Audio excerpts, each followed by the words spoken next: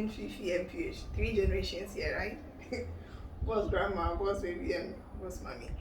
Thank you for coming back again. Please, if you haven't subscribed to this channel yet, it's a new channel, remember, kindly do so. Please press it. Thank you, and share with family and friends to watch as well. So, in today's video, we are going to talk about our experiences during pregnancy as health workers. You know, Mama Luu was a nurse. She retired as a PNO, and I'm a medical doctor. So we were sharing experiences during our pregnancy, and we decided to talk about it. So it encourages a health worker or anyone out there who is going through a similar process or similar scenario. Anyway, so I have 2 children now, boss baby and Fifi and PH, and it wasn't easy. You know, theoretically and practically, I've suffered.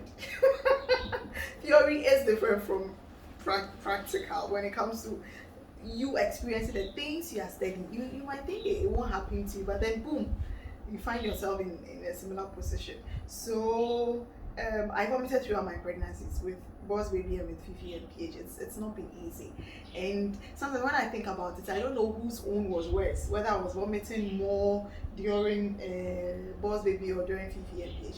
But one thing that has stuck with me is during Fifi and PH time, I could be consulting with a cannula. I'll go to work, vomit, couldn't eat anything, and they will insert a cannula with a drip. When a patient comes in, they will disconnect it. I'll go see the patient and come back to it. It was tough. I'll eat, I'll go to, in fact, Mama Luu was the one helping me through. I couldn't eat my own food. So she'll cook for me, then I'll go for it, or my husband will go for it, and that's what we were surviving on. And I also had Tenacapel syndrome, which I will speak about that in another video. But basically, I felt numbness in all 10 fingers and then pain. So I couldn't do a lot of things for myself. But during boss baby's time, it happened 2 weeks after, or 2 weeks or some weeks after I gave birth to him. But with Fifi and PH, it happened when I was 8 months pregnant through the 9th pregnancy. Then after I gave it, I think it started resolving after 6 weeks or so. And so I want my mom to tell us her experience with when she was pregnant with us. Yes, that's Mama Luu. You're welcome. The vomiting, I think she inherited it from me. I had 3 children and I vomited throughout. Sometimes my husband would say, "No one put in any say." Whatever I ate, I'll vomit. And even at work, especially when I was assigned to do dressing, wound dressing, I'll leave the patient, run to the washroom, vomit and come and continue. It was so bad that sometimes when I go to clinic, the doctor will say, "Let's admit you small." But I had nobody. Nobody to visit me except my husband. So I always refused it, that I'll manage. So she inherited it from me. I vomit a lot. Sometimes at work, I'll be thinking, go for your daily baby. Then it will come up, pass through Carnation Market. After preparing it, I'll sit down and eat well. After that, I'll pour out everything. So she took it from me. I took it from me. Yes. Did you have any other complication? Like yes, the next one was anemia. Okay. It's very common. Yes, I became pregnant. Those of us who became pregnant, we suffered. Even kenke, you have to go and kill.